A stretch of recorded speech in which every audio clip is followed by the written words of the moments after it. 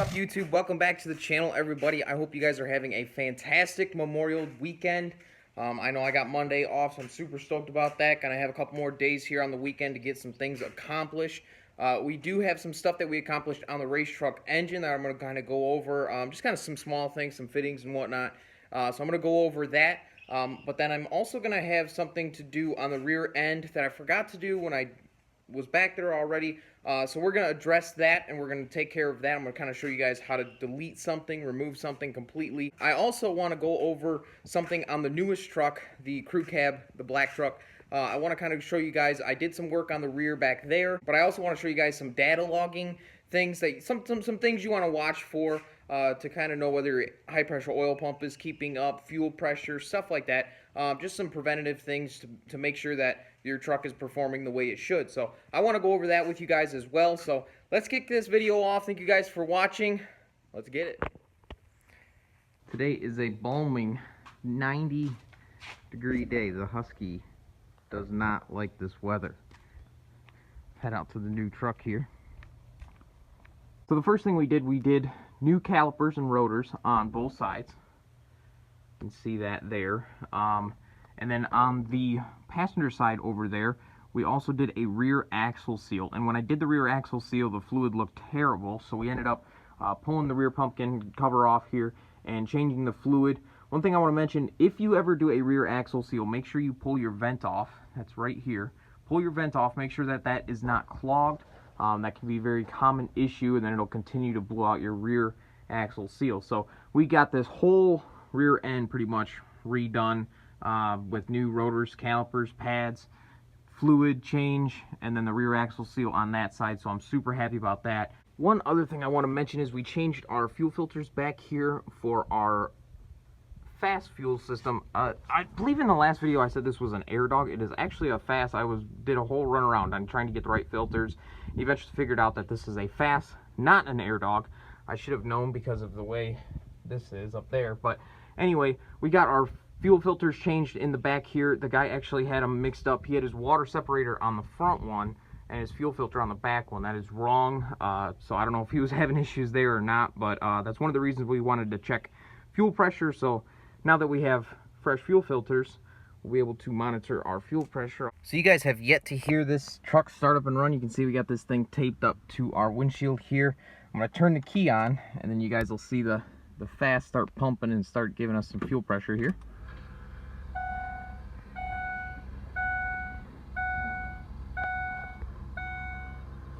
So if you couldn't see that, that's at 60 PSI. That's where that pump is set at. That's right where you want to be. At wide open throttle, you do not really want to see that get below 45.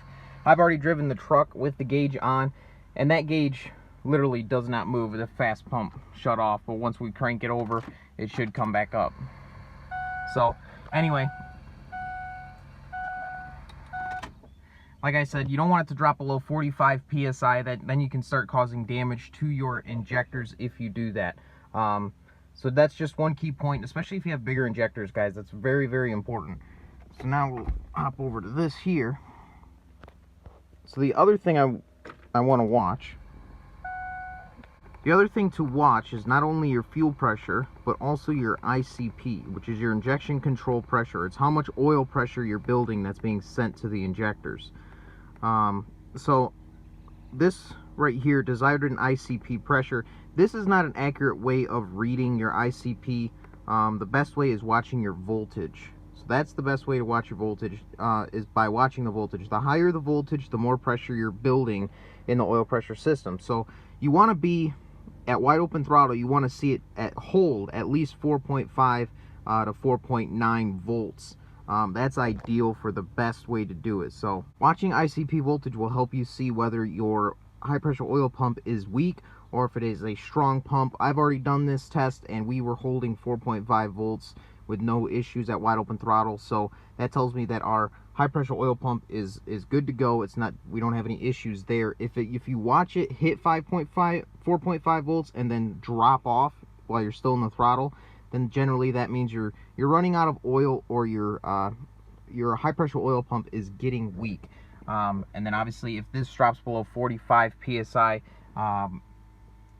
you either have too big of injectors, or you have some sort of a clogged fuel system, or something's keeping the truck from maintaining its fuel pressure. So those are just a couple of things to watch. We're gonna go ahead and do a cold start, even though it's 90 some degrees outside.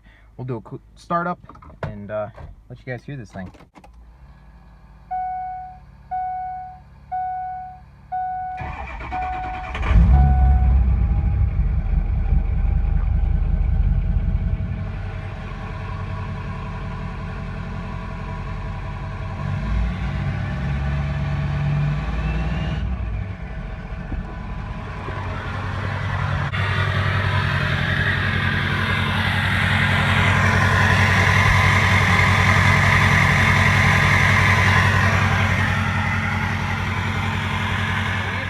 Been driving that truck around, getting the transmission to go through a relearn process and kind of learn the shift points, since it's kind of in a, I mean, it's in a new truck, it's never been in, so we're kind of just been driving around, putting some miles on it, you know, getting after it a little bit, and then just kind of taking it easy on the transmission, and just kind of checking fluids, checking other things, making sure there's no other issues.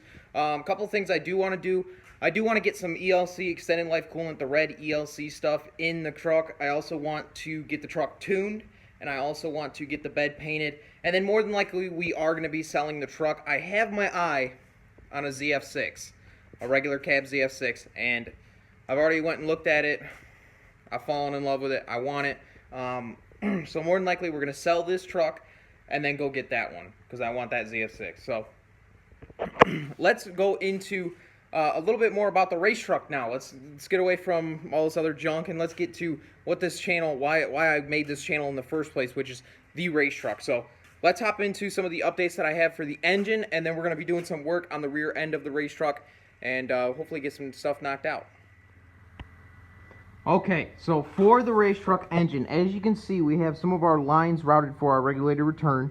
From the back of the head, we got our 2 lines back here that are going to go up to our regulator, and then we have our return out of the bottom of the regulator hooked up as well. I was just kind of doing some test fitment parts on that. I also have our front lines kind of routed the way I think I'm probably going to route them, with the front one right here. Sorry, they're black fitting, so it's kind of hard to see.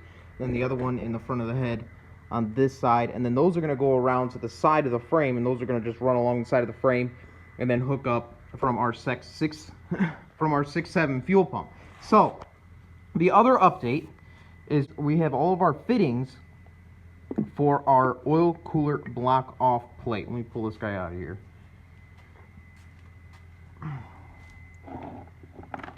So we have all of our fittings for our oil cooler block off plate.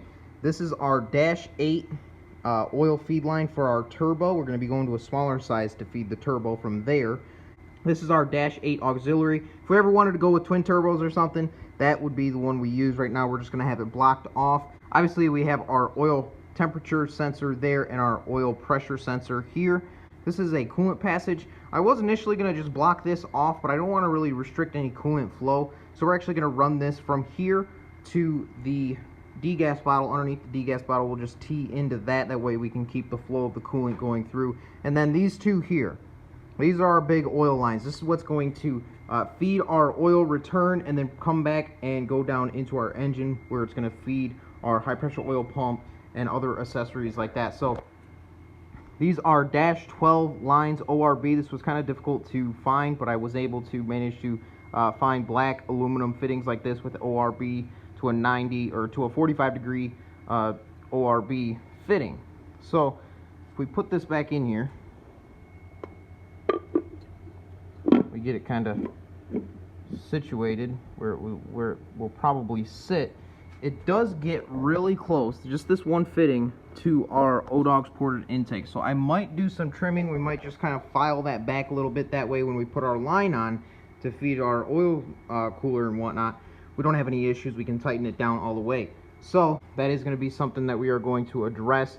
As far as all of these part numbers and stuff, when I do the whole setup, when I get the lines routed and everything, that's when I'm going to kind of go over this whole setup, you know, so you guys can do this.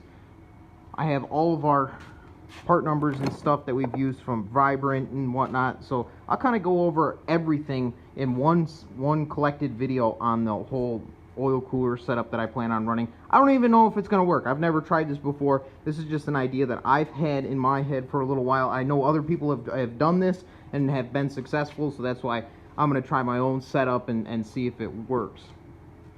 We do have our other parts over here. This one here, this is going to be our actual oil cooler from Fluidyne. And then we have our filter base from System 1. -12 lines on everything, of course. That way we can keep the good oil flow going through the engine. So we're going to start mounting this stuff up, fabricating some things, and then we'll get that stuff mounted up in another video. And then, like I said, once everything gets together, I'll do a full video on this.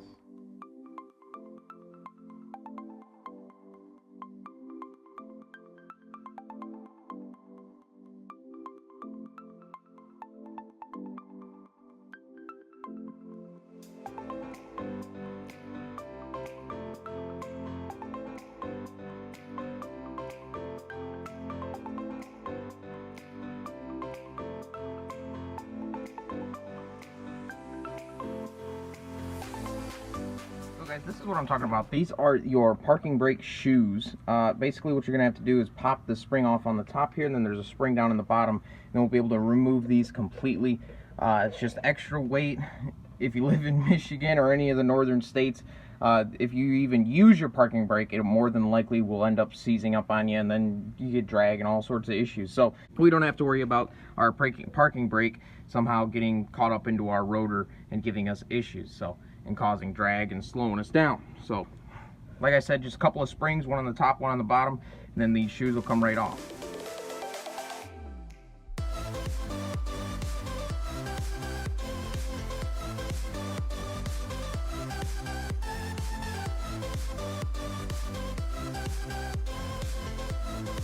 Then this is what the final product will look like. You can see both shoes are out of there. The little lever that goes through there is off of there.